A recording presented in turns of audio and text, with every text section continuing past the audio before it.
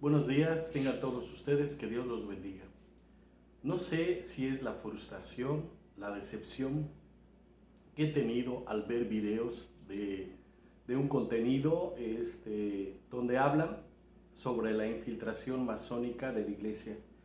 Ha habido youtubers y sacerdotes, por cierto que no son muchos, han hablado sobre este tema. Y en este caso en particular quiero hablar de un video que, pues como les digo, en ocasiones yo ya no quería ver porque no aterrizan de la verdadera situación de hasta dónde ha llegado la infiltración masónica en la iglesia. Pero la curiosidad me hizo ver a ver si había alguna novedad. Sin embargo, no la hubo. En una entrevista que le hicieron a Luis Román del canal de YouTube, Conoce, Ama y Vive tu Fe, le hacen una entrevista y habla en particular de la experiencia que tuvo Maximiliano María Kolbe, franciscano conventual polaco, que escuchó gritos y cánticos que gritaban: Satán tendrá que reinar en el Vaticano y el Papa formará parte de su guardia suiza. La descripción que Luis Román da de lo ocurrido en 1917, el festejo de la masonería en Roma en el segundo centenario de su fundación, añado a lo dicho por Luis Román. Se ven por doquier banderas y pancartas que representan a San Miguel vencido y derribado por Lucifer. Y lo dicho ya por Luis Román, se escucha el cántico: Satán tendrá que reinar en el Vaticano, el Papa formará parte de su guardia suiza. Y después Luis Román nos dice en el video: si estamos yendo con paganos, y me refiero a paganos, a los no católicos, yendo con el no católico, con cualquiera a la par con ellos, y usted se considera católico, déjeme decirle, usted no lo es. No está viviendo su fe, algo está mal. Si usted tiene enemigos, personas que contradicen lo que usted cree, eso dice mucho de lo que usted tiene y qué tipo de opinión tiene. Ni siquiera una opinión. Usted se deja llevar con todo mundo y se lleva bien con todo mundo, y esa no es la manera católica. El cristiano va a tener enemigos también, no porque se lleve mal con ellos, es porque esas personas no creen en Cristo, no creen en el estilo de vida que nosotros llevamos. Y luego el entrevistador afirma de los infiltrados en la iglesia, y él dice: no los podemos conocer. ¿Pero cómo? ¿Cómo no los podemos conocer? ¿No recuerda lo que Cristo dijo? Por sus frutos los conoceréis. Y es aquí donde no comprendo esta dicotomía de mucha gente, como Luis Román y varios sacerdotes que han hablado de la infiltración masónica en la iglesia, que no son muchos, por cierto. Cuando Luis Román dice sobre los masones que gritaron en la plaza de San Pedro que Satán tendría que reinar en el Vaticano, ¿por qué no lo dicen? ¿Por qué no dice Luis Román y varios sacerdotes que hacen este tipo de videos en YouTube que la masonería ya ha llegado hasta el mismo papado? ¿Es que no lo quieren decir? ¿No lo quieren ver? ¿O no lo saben? En 1917 la Virgen se aparece a los pastorcitos de Portugal. Desde mayo hasta la última aparición, que se realizó en octubre, y dio lugar al milagro del sol. Pongamos las apariciones de la Virgen en contexto. Las apariciones marianas se han dado en la historia por alguna razón. Las apariciones de la Virgen no se dan así nada más porque sí. La revolución bolchevique había triunfado en Rusia y había estallado la Primera Guerra Mundial en 1914. Y la Virgen había profetizado la Segunda Guerra Mundial. La situación de la iglesia era muy preocupante. La infiltración masónica y modernista preocupaba al Papa Pío XII. Por eso el Papa escribió la encíclica Pacendi e hizo obligatorio a los sacerdotes y obispos y religiosos, maestros de seminarios, a firmar el juramento antimodernista, aunque después fue eliminado por Pablo VI, dicho juramento. En 1903, después de la muerte de León XIII, se convocó a un cónclave para elegir a su sucesor. Mariano Rampolla Tindaro era el candidato de las preferencias. Su más cercano contendiente era el patriarca de Venecia, el cardenal Sarto, un hombre con aurea de bondad o incluso santidad natural del que carecía Rampolla. En el primer escrutinio, 25 votos fueron a favor para Rampolla, mientras para el cardenal Sarto solo 5 votos. A medida que la votación se realizó, el cardenal Rampolla continuaba progresando, parecía haber establecido el patrón de la votación y como para celebrar su resultado obvio. El ministro francés de Relaciones Exteriores tomó la decisión inusual de pedir a sus compatriotas, a los cardenales, para respaldar a Rampolla, pero se presentó una objeción en el último minuto. Los emperadores de Austria, que habían sido investidos con el derecho hereditario a ejercer el veto sobre los candidatos para el trono papal, a los que considerara inaceptable. Ese veto fue expresado por el cardenal de Cracovia, ciudad que estaba en ese entonces en Austria.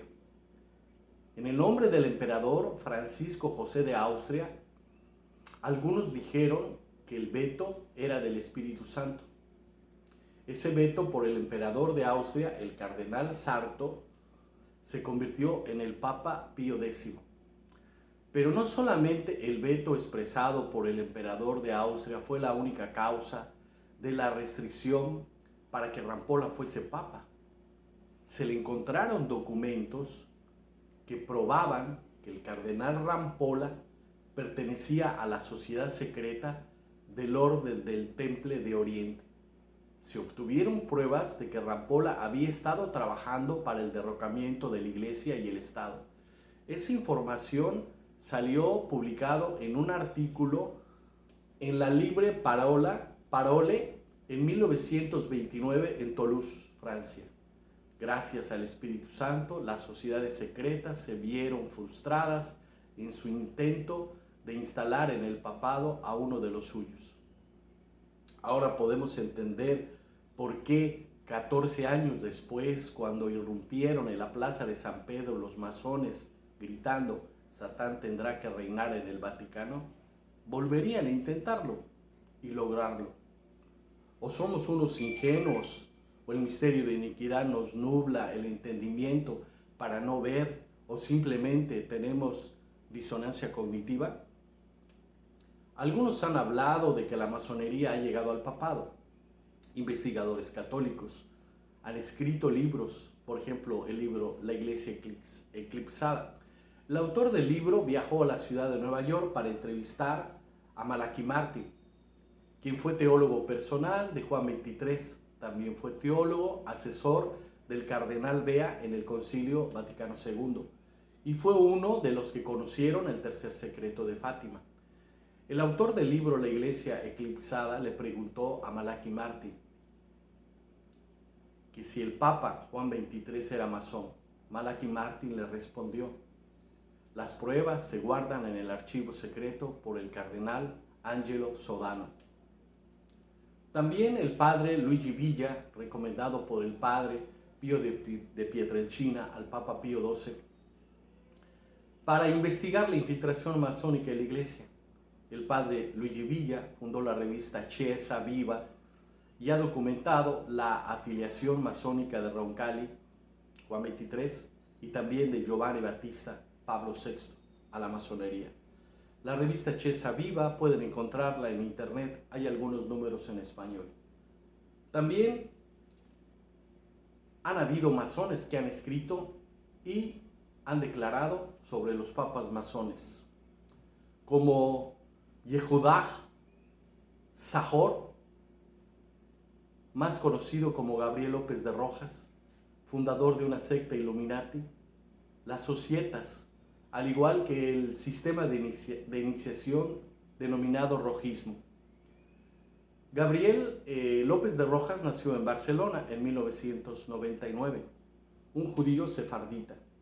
Gabriel López de Rojas ha escrito varios libros, entre algunos de ellos Animales Sagrados, Animales Mágicos, el iniciado masónico, cábala mágica, el sexo mágico, rituales rosacruces y templarios, rituales masónicos, los Illuminati y la masonería secreta.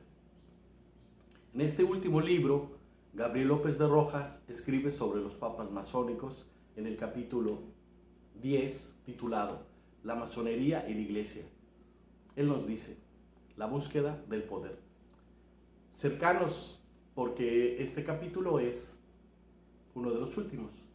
Cercanos al final de la obra, resulta necesario, dice Gabriel López de Rojas, abordar la tormentosa relación entre la iglesia y la masonería y la agresividad y la posterior sumisión del Vaticano a la orden, para así apreciar que la búsqueda del poder tan mencionado en la presente obra es el único fin de la masonería. Los papas antimasones muestran una dogmática y algo cruel resistencia.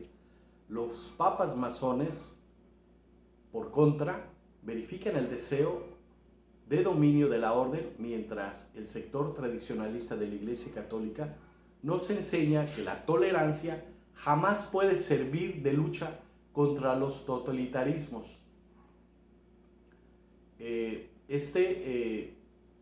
Tiene por título La historia de los papas antimasones, Clemente XII, 1730-1740, con su bula In Eminenti del 24 de abril de 1738, condenó y prohibió las sociedades, reuniones, asociaciones o agrupaciones denominadas Liber Muratori, masones u otros nombres por ser, según su criterio, dice Gabriel López de Rojas, instituciones perniciosas para la seguridad de los estados y la salvación de las almas. Por ello inauguró la gran pena de la excomunión de todos los adeptos o sospechosos de acudir a las logias. Tras ello, su sucesor, Benedicto XIV, 1740-1758, en una línea de lucha por el gran poder similar, en unión con sus enemigos los jesuitas, desde su bula Apostolici Providas de mayo de 1751, ratificó la bula In Eminenti, instando a que se cumplieran las excomuniones de todos los hermanos masones. El Papa Pío VII, 1800-1823, desde su bula Quo Graviora del 13 de marzo de 1825, y el Papa Pío IX, 1846-1878, con su bula Qui Pluribus, el 9 de noviembre de 1846. Su intención en el consistorio, el día 15 de septiembre de 1865, y su bula póstuma, denominada Apostolicae Sedis, del 12 de octubre de 1869, completó la faena antimasónica con sus nuevos ataques. Y de hecho, en relación a ello, la bula Apostolicae Sedis, bajo un lenguaje algo tosco, dice Gabriel López de Rojas. Y nos dice lo que el Papa escribió. La Iglesia procurará grandes penas para los que se inscriben en una secta masónica o carbonaria u otra del mismo género, que maquinan pública o clandestinamente contra la Iglesia o las potestades legítimas de los que cualquier modo favorecen a las mismas, y los que denuncian a sus jefes o directores ocultos hasta que lo denuncian. Finalmente, León XIII, Humanum Genus, que no lo menciona Gabriel López de Rojas en esta obra. Pero sí dice de él, el papa más antisemita llegó a afirmar esto. Antes de continuar, quiero aclarar una cosa. Recordemos que Gabriel López de Rojas es judío sefardita. Continuemos con la afirmación del Papa León XIII. La religión judía fue la base de la nuestra, pero fue reemplazada por la doctrina de Cristo, y no podemos adjudicarle su supervivencia ulterior, sembrando en sus intolerantes aclaraciones la semilla de Auschwitz, Dachau o Treblinka o Mauthausen, desde ciertas encíclicas e investigaciones en el consistorio, insistieron de nuevo en la trama oculta de la masonería según estos papas. La orden masónica deseaba destruir a la Iglesia Católica. Durante el resto del siglo XX, las condenas papales duraron hasta el Papa antimazón Pío XII.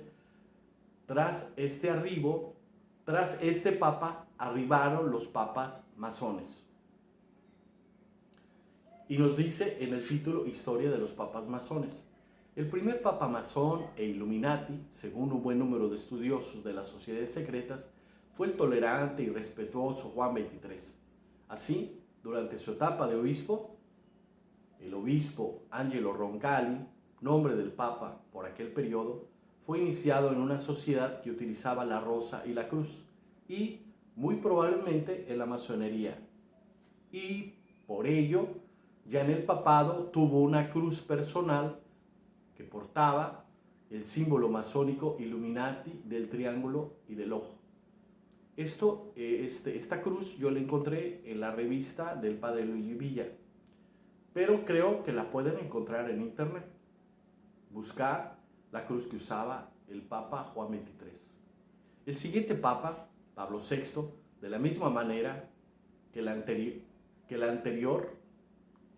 anterior, mejoró las relaciones con la masonería y otros cultos, pero muy mal, al contrario de la limpieza de Juan XXIII. Pablo VI degeneró hacia la especulación masónica más salvaje y abriendo las puertas y finanzas del Vaticano a la logia masónica P2 y a la mafia de Nueva York. Finalmente, tras la muerte de Pablo VI, en el Vaticano arribó un papa más abierto e independiente llamado Juan Pablo I, que de manera valiente se atrevió a afrontar la corrupción y las infiltraciones masónicas del Vaticano. Por ello, el papa sonriente, que hubiese acabado con los masones como J. Villot o con corruptos mafiosos como el obispo Marcinkus, duró solo un mes en el Vaticano. Desde la muerte del Papa Meteorito, entre comillas, son muchos los que creen que dicho Papa fue asesinado con veneno. Al respecto, cabe no olvidar que ya Roberto Calvi, miembro de la logia P2, también implicado en la mafia y la masonería vaticana, se suicidó o más probablemente fue asesinado bajo el puente de Blackfriars de Londres, justo en el momento en que se disponía a revelar los secretos de la trama masónica internacional. Curiosamente, su cartera con documentos que comprometían al Vaticano, al Banco Ambrosiano y a la masonería internacional desapareció el día de su fallecimiento. ¿No recuerda este método, en caso de que fuese un asesinato, a las ya citadas venganzas masónicas que aparecen en los rituales en el caso nazi y comunista y otros crímenes semejantes? ¿No resulta curioso? Lo pone irónicamente Gabriel López de Rojas. Por último, el Papa polaco Juan Pablo II, sucesor del malogrado Papa anterior, por todo lo expuesto, endureció las penas contra los católicos que se afiliasen a la masonería. Pero, a pesar de estas posturas tradicionales, Juan Pablo II, según parece, también tiene una moral muy conciliadora y, por lo tanto, masónica, lo que levanta sospechas sobre esta última apreciación. M. Howard ya matiza. En las celebraciones realizadas en honor a San Francisco de Asís en 1986, que enfatizan la unidad de todas las religiones del mundo, el Papa participó en una oración multirreligiosa por la paz del mundo. Los tradicionalistas quedaron horrorizados al ver al pontífice participar felizmente una plataforma con un lama tibetano, un swami hindú, un brujo nativo americano, un rabino judío y un sumo sacerdote maori, para tener en cuenta que la unión de todas las religiones del mundo y el reconocimiento de que todas proceden de la misma fuente antigua es la filosofía central de las sociedades secretas, de la masonería.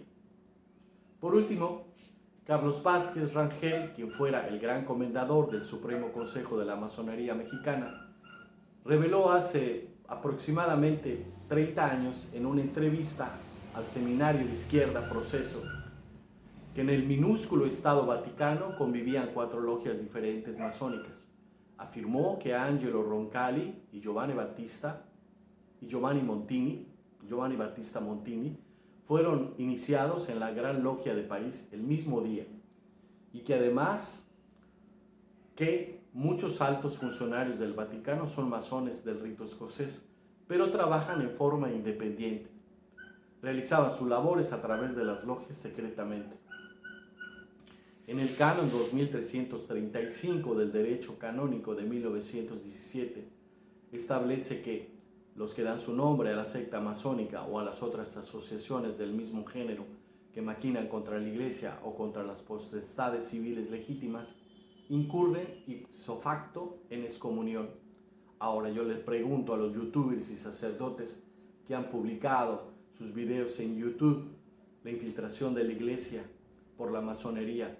¿Puede un masón y hereje, como lo fue Roncalli, que se afilió a la secta de los Rosacruces y a los masones cuando era obispo? ¿Puede un excomulgado, según el derecho canónico de 1917 ya descrito anteriormente, puede ser papa? Saquen sus propias conclusiones. Yo diría que no. Y por lo tanto, los documentos y declaraciones y nombramientos al cardenalicio y convocar a un concilio, ¿todo esto podría ser válido? ¿No les basta las encíclicas, como por ejemplo la encíclica de León XIII, Satis Cognitum, del 29 de junio de 1896, que dice: tal ha sido constantemente la costumbre de la Iglesia, apoyada por el juicio unánime de todos los santos padres, que siempre han mirado como excluido de la comunión católica y fuera de la Iglesia a cualquiera que se separa en lo más mínimo de la doctrina enseñada por el magisterio auténtico. Y continúa diciendo de que algunos digan que no creen en esos errores, esto es, las herejías que se acaban de enumerar, y no se deba creerse y decirse cristiano católico, pues puede ser y pueden surgir otras herejías que no están mencionadas en esta obra. Y cualquiera que abrace una sola de ellas cesaría de ser cristiano católico. Nadie, pues, puede tener parte de la autoridad si no está unido a Pedro, pues sería absurdo pretender que un hombre excluido de la Iglesia tuviese autoridad en la Iglesia. El Papa Pío XII también en Mystici Corporis Christi, número 23 del 29 de julio de 1943 nos dice: puesto que no todos los pecados, aunque graves, separan por su misma naturaleza al hombre del cuerpo de la Iglesia, como lo hacen el cisma, la herejía y la apostasía. Y subrayo lo dicho por el Papa: cualquiera. Y cualquiera es cualquiera. Quien se separa en lo más mínimo de la doctrina de la Iglesia queda excluido de la Iglesia. ¿Cómo juzga la Iglesia el delito de la masonería, de la afiliación a la masonería? Como un apartado, como algo distinto a los pecados más graves que son la herejía, el cisma y la apostasía. La Iglesia lo juzga como herejía porque las doctrinas de la masonería son totalmente contrarias a los de la Iglesia. Entonces, un católico que se afilia a la masonería es un hereje. Y por lo tanto, además de las declaraciones heréticas de Juan XXIII y de Pablo VI y los demás, son considerados por su afiliación a la masonería como herejes. Aunque Juan XXIII no hubiese declarado ninguna herejía, por su afiliación a la masonería queda excomulgado de la Iglesia. Pero se me ha ocurrido que estos seudónimos tradicionalistas, estos pseudo tradicionalistas,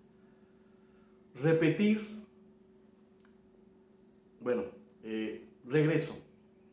A estos pseudo tradicionalistas se les ha ocurrido repetir la falsa historia de que Honorio y Liberio fueron herejes, como también lo ha dicho Monseñor Snyder, muy entrevistado y puesto en el canal de Luis Román. Ha pasado, si no lo ha entrevistado directamente, ha pasado sus declaraciones que ha hecho Monseñor Snyder. Entonces, estos falsos tradicionalistas han hecho hincapié de las herejías de Francisco, pero para justificar estas herejías transmiten la falsa historia de que Honorio y Liberio fueron herejes. No es una dicotomía cuando en el canal de Luis Román, y acabo de hacer mención un comentario de él, de que los griegos falsearon. O sea, él habla de aquellos católicos que se juntan con los paganos y dicen ser católicos, y Luis Román dice que no lo son. Entonces, él habla sobre la historia en uno de sus videos de las herejías de Honorio, pero no conoce la verdadera historia de que los griegos falsearon las actas de los concilios para acusar a Honorio. Pero sí conoce el contenido de este documento del concilio de 1870, aunque si lo conoce, no sé si lo conozca completo, porque cuando leyó en ese video donde habla de que ha habido papas herejes, pues no lo leyó completo. Y esta es la parte que no leyó. La religión católica ha sido conservada siempre inmaculada en la sede apostólica. Este es un documento del Concilio Vaticano I en 1870. Y nos sigue diciendo, así el Espíritu Santo fue prometido a los sucesores, no de manera que ellos pudieran, por revelación suya, dar a conocer alguna nueva doctrina, sino que ellos pudieran guardar santamente y exponer fielmente la revelación transmitida por los apóstoles, es decir, el depósito de la fe. Ciertamente, su apostólica doctrina, abrazada por todos los venerables padres y reverenciada y seguida por los santos y ortodoxos doctores, y esto es muy importante, ya que ellos sabían muy bien que esta sede de Pedro permanece pura de todo error, según los términos de la promesa hecha por nuestro Señor y Salvador al príncipe de sus discípulos. Yo he rogado por ti para que tu fe no falle, y cuando hayas regresado, fortalece a tus hermanos. Este documento se llama Pastor Aeternus, Vaticano 1878. Este documento es uno de los dos documentos. El otro es Aeterni Patris, del dogma de la infalibilidad papal. El dogma dice, la religión católica ha sido conservada siempre inmaculada, la sede apostólica, y también nos dice que los santos y ortodoxos doctores sabían muy bien que esta sede de Pedro permanece pura de todo error. Aquí hace una referencia implícita a las calumnias a Honorio y Liberio. Repito, porque los santos y ortodoxos doctores sabían que esta sede permanece limpia de todo error. La religión católica ha sido conservada siempre inmaculada de todo error. Esto es lo que dice Pastor Aeternus, documento dogmática del concilio. Y siempre es siempre. Honorio y Liberio no fueron herejes, así que Luis Román, aprende, ama y vive tu fe. Existen documentos previos al Concilio Vaticano de 1978 muy importantes para poder establecer el dogma de la infalibilidad papal. Entonces, después de 1978 establecida la infalibilidad papal, recurrieron a otro recurso. El Papa solo es infalible cuando habla solemnemente ex cátedra. No nos detendremos por ahora a analizar esta falsedad. Yo lo he tratado en otras ocasiones, en algunos videos que he subido en YouTube. El trabajo del padre Louis Lazaire Beguin, 1840-1925, en su libro Primauto et Infabilité des Souvenirs Pontifices, publicado en 1873, el padre canadiense se doctoró en teología sacra en la Pontificia Universidad Gregoriana de Roma y fue nombrado arzobispo de Quebec por el Papa León XIII. Prueba en documentos las falsedades hechas al Papa Honorio. Que los monotelitas fueron convictos de calumnia por San Máximo el Confesor, contemporáneo de Honorio, y por el antiguo secretario del Papa difunto y por el Papa Juan IV, segundo sucesor de Honorio. Se conocía el asunto de la falsedad histórica de Honorio iniciada por los monotelitas, pero un asunto muy relevante es la biografía en el Liber Pontificalis de Honorio oficial. Se alaba por sus numerosas buenas obras y notablemente por haber hecho erudito al clero. Multa bona fecit hic erudibit clerum in Liber Pontificalis, edición anotada por Louis Duchesne y los alumnos de la Escuela de Roma, París, en 1955, página 323. Y también hay otros documentos, como el Deschingen anterior a 1963, porque el de 1963 se editó nuevamente, el Dechinger, por Adolfo Schön Metzer, la 23ª edición, y esta edición tiene mutilaciones y tergiversa el caso de Honorio. También nos encuentra la bula de Sixto IV, la constitución dogmática bajo la forma de bula Licet Ea, de agosto 9 de 1978, donde la Iglesia, el Papa Sixto IV, en un juicio ex cátedra, condena las declaraciones